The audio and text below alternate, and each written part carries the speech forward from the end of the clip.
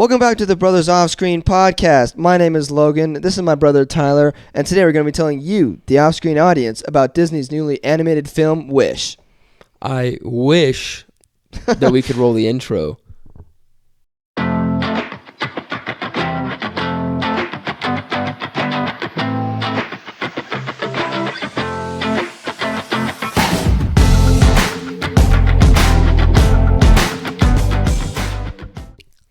All right, well, we just got back from watching Disney's Wish. This is the first 2D animated movie since 2011's Winnie the Pooh, and it's also Disney's 100th anniversary, just their Disney Animation Studios 100th anniversary. What did you think about the movie overall? I liked it, actually. Really? I've been hearing mixed reviews on it, but I thought overall, for the kids movie that it's meant to be, it's perfectly That's true. fine. It's it did its job. It did what I wanted. It was what I expected from it. Yeah. I just feel too I didn't hear that. I didn't watch that many trailers for it. The only time I heard advertisements for this movie was Spotify, because I still don't have Spotify Premium. I don't have Spotify Premium and I still get ads. Dude, I cannot believe you still have Spotify. So I was the only time I heard ads for this movie was over Spotify. Yeah, I don't think I ever watched a trailer for it, except for maybe when they announced it at D23. Yeah. Every year, you know what D23 is, Yeah. right? Yeah. So every year they show their new release thing. So I think that's when I saw it. But I think you are right when you say you kind of have to temper expectations for this movie, because it is a kids movie at heart, and I think that it's hard for me to see this movie like that because I've grown up on movies like Monsters Inc. and Toy Story, where I can still enjoy those movies today. But for what it is, it's definitely a good movie. It's still. So our cat's freaking out. He always waits till right when we start to film. Right when we have the camera on to spaz a little bit. Oh, but God. no, I agree with you. Sorry about that. It does what it's meant to be. I just feel too though that they kind of rushed it. I feel I was gonna say that too. That it felt because you also spoiler review again. Yeah, spoiler review. Yeah, but I literally feel like they brought the main antagonist in, and they showed him to be they showed him to be the antagonist, showed him his true ways, showed him being a villain with 10 minutes in the movie, and I'm so he's the bad guy, and usually they Frozen waited till the last 30 minutes for you to be Han, or usually we'll know that they're the bad guy, the audience will. The character won't know. The thing about that Tangled, because Tangled, Rapunzel doesn't know that Mother Gothel is, or Mother Gotham, Mother Gothel. I think it's Gothel, but yeah. Doesn't know that she's evil until the end of the movie. But we find out, and the main character finds out immediately in this movie. Yeah, and then is immediately taking steps to take him down from the get-go. Yeah. Was it only 90 minutes, I'm pretty sure? Yeah, the movie was only an hour and a half, which I actually appreciated. Oh, yeah. Because there's too many movies nowadays that are 2 that hours are 4 hours plus. long. Yeah. No, I know. Jeez. Yeah. And I'm when is this going to end? But I just feel they rushed it too, but I think they got in the mindset of this is our first 2D animated film, so focus way more on that than on the story, because we worked way too hard on 2D animating it that we're not going to focus that much on what the story is. But I still actually enjoyed the story. The story was still good, I think. Yeah.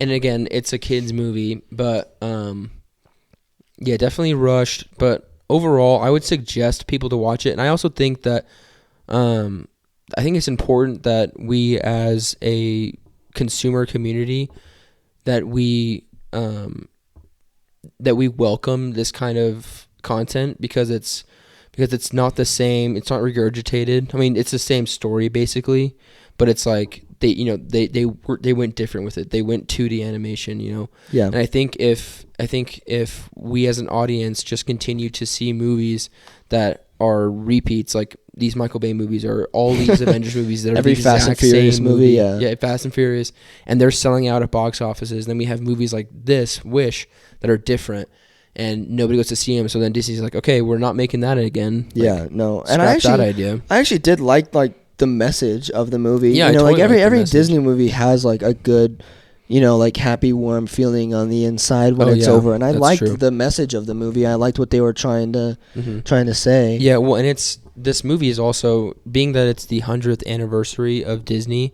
and it's the that's such a big milestone.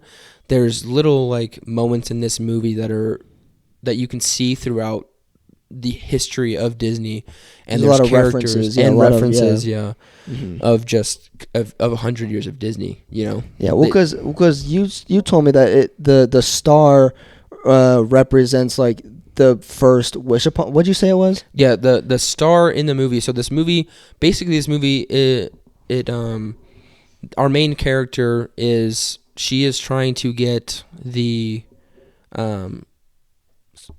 let's start with the protagonist or the antagonist. The antagonist, his goal throughout the movie, he is the king and he is collecting everybody's wishes, and he's hoarding them. He takes their deepest desire, like their wish, and takes it from them, and then makes them forget what it was, and then says, I'll grant this wish to you possibly. So then everybody worships him, saying that like, you could make my biggest dream come true. So like that's what he's doing, is taking dreams and then like holding on to them. So that's what he's doing. So then our protagonist, her whole goal throughout the movie is, how do I get these back to the people of the city, of the kingdom? And so then she goes and she finds this star. She wishes on a star, and that's Disney's big thing since the beginning. It's been, when you wish upon a star, and your dreams will come true, all that. And so she wishes upon the star, and this star allegedly is, according to Disney, is that star. So every time that they reference like the North Star or wishing upon a star in a movie, they're referring to this star. So I thought that was pretty cool that they mentioned that, because this entire movie is just a love letter to themselves of their history of filmmaking. That's kind of thing how I have to look at it too, is like, this is just a movie where it's the 100th anniversary and they're just paying homage to all of their other projects, respect to themselves, paying respect to themselves in a movie that is its own thing, but also still references and appreciates everything. Because that's too where like we've been saying, it's the star, but also they made like 5 way more references than I know about, but I noticed 5 like different references of different Disney movies, like there were Neverland, You Said Mary Poppins. Yeah. They talk about princesses. There's a ton, dude. But yeah, let me get into. I took some notes in this movie. But let's get into like one of the things that I was really psyched about in this movie is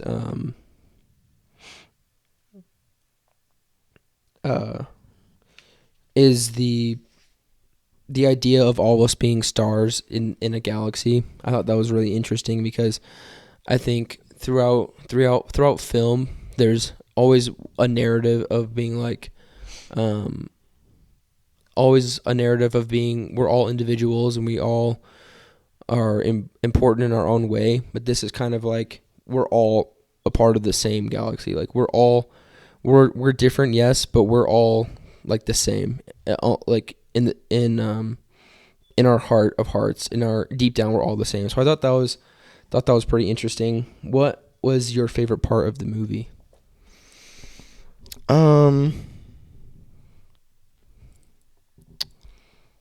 I don't know. What was your favorite part? My favorite part, if I had to pick something out, I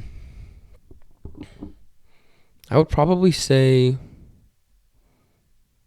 honestly, my favorite part is the end credits, when they're rolling the credits and they have a bunch of like of pictures and animations of their whole, of everything they've animated over the years. So they got like Winnie the Pooh's, Wreck-It Ralph, just a bunch of stuff. It's just a cool, like, because this whole movie's an homage, My favorite part is when the movie ends. Well, and that's what I'm gonna remember from this movie the most, I think.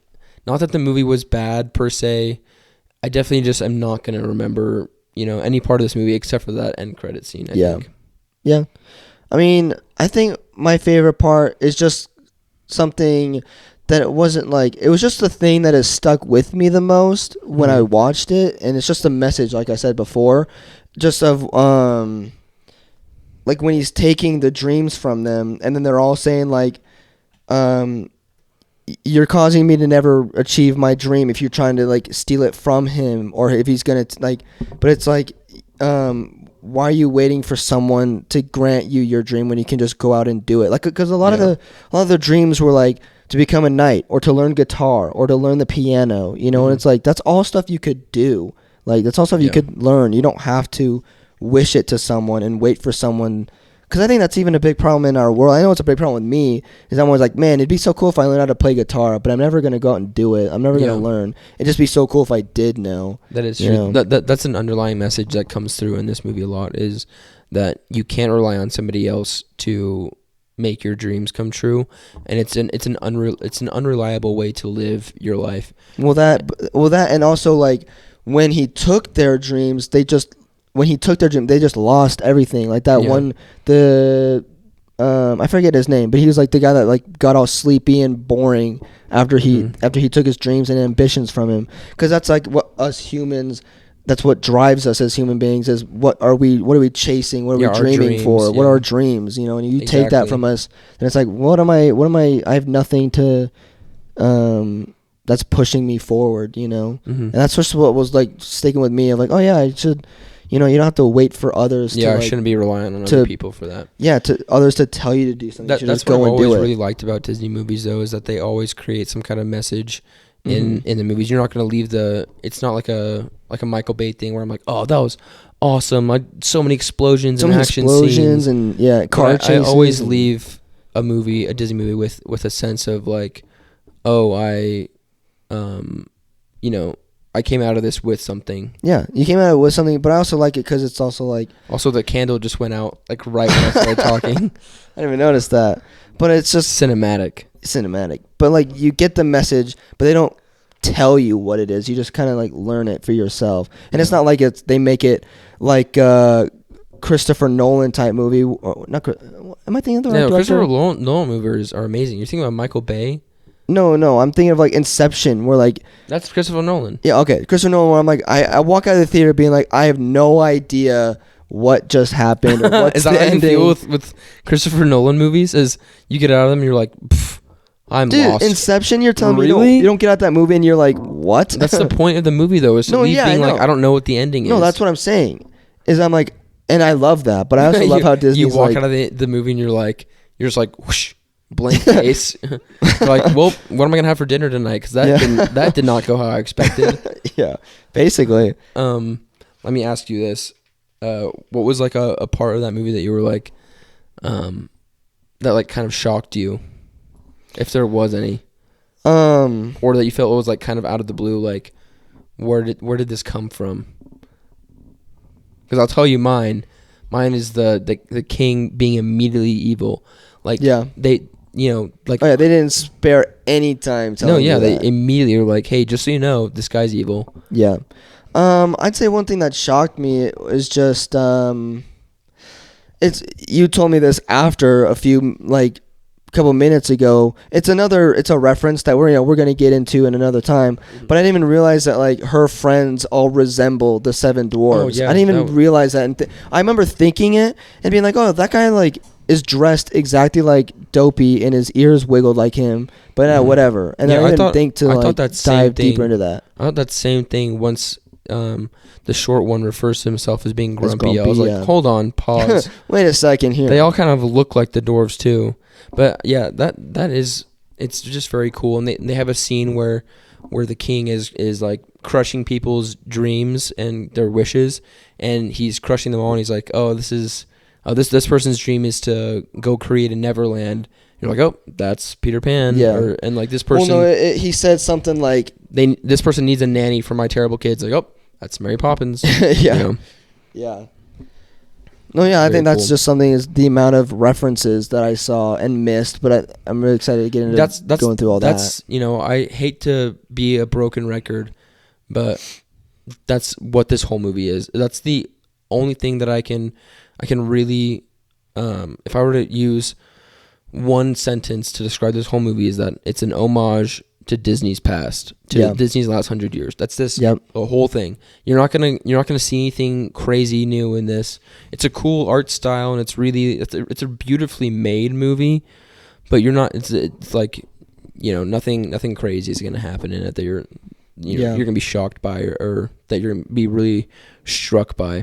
Mm-hmm. But that's just my 2 cents, and that's just what I would say about it. But yeah, I think one thing interesting too, that I wanted to get into, it's just a little thought. Like on the drive home, the thought I had of,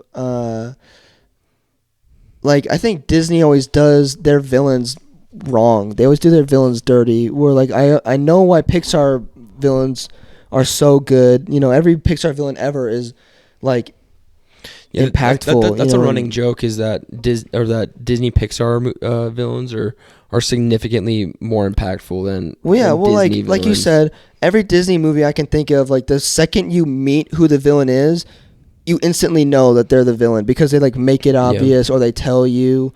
Like Ursula, like you meet her, you already know that she's evil. You meet this guy, you immediately learn that like he's not a good guy. I don't really think that. Now that I think about it, Disney Pixar movies, I don't really feel like have outright antagonists. Well, that's what I'm saying. Like Syndrome, for example, he's a villain, but he's like, but that's also that's a superhero movie.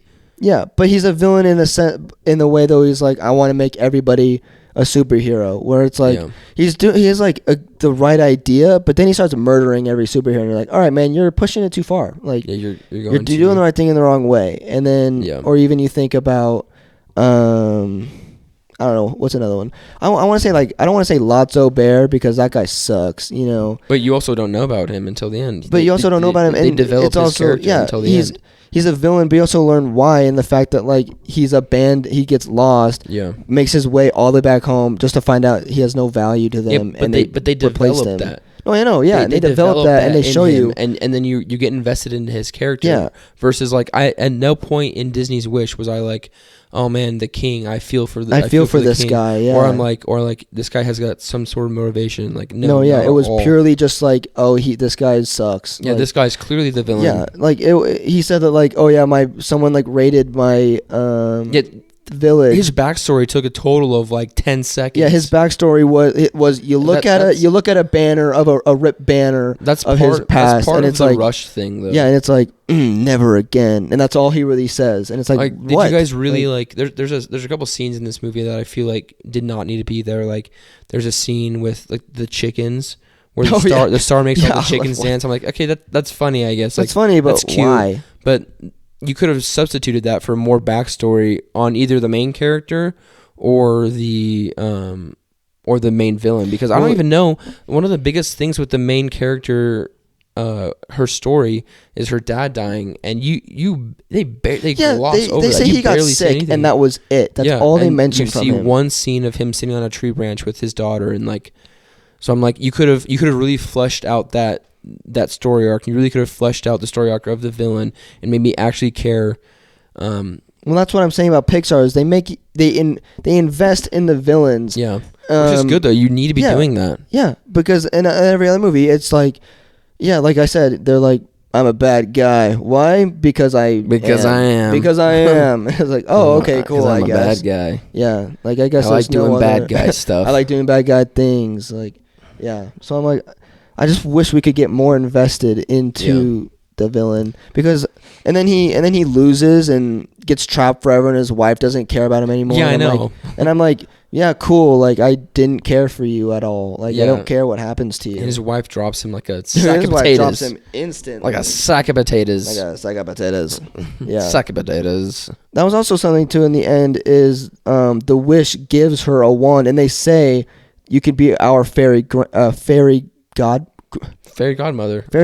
I can't want to say fairy grandmother. I was like, that's not right.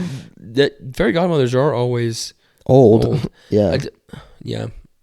That's what's funny about this movie, though, is that like just anything that you talk about in this movie can be brought back to Well, and then anything in Disney. in the very end, like end credits, you see the grandpa coming up with the tune for "Wish Upon a Star," like, so it's like this is like the origin story of all of Disney. Oh my lord! But yeah, this is like the origin story of all of Disney in a way. Yeah. But it's also not. Oh my goodness, I'm getting the hiccups. Too much Disney intake. Too much Disney But you've been intake. taking Disney in too fast. I know. Yep. Expeditiously. That's Yeah. what she said. Is there anything else that you feel like you need to input into our audience about Disney's Wish? I would say go see it. It's definitely worth. I think if you are a Disney fan, you need to see this movie. Yeah, I'm biased because I like Disney, and that's why we are Disney fans. Yeah. So we will preface our view with that, but I do think Disney has had a better history with their music. Like, oh yeah, the music was not good in the this music movie. like you can't go from this guy who's Chris Pine, by the way, who that was it's funny that I immediately knew that he was Chris Pine. You didn't think he had a recognizable voice until you heard him talk, movie. and you're like, I'm like, that's Chris Pine, clearly. But you can't go from Chris Prime. Chris Prime. Chris Prime. That's another Chris. I am Chris Prime. But you can't go from Chris Pine sing. I said Chris Pine again. You can't go from Chris Pine singing about like how nobody respects him. Like over and where over I'm like, again. okay, cool, man, I don't care.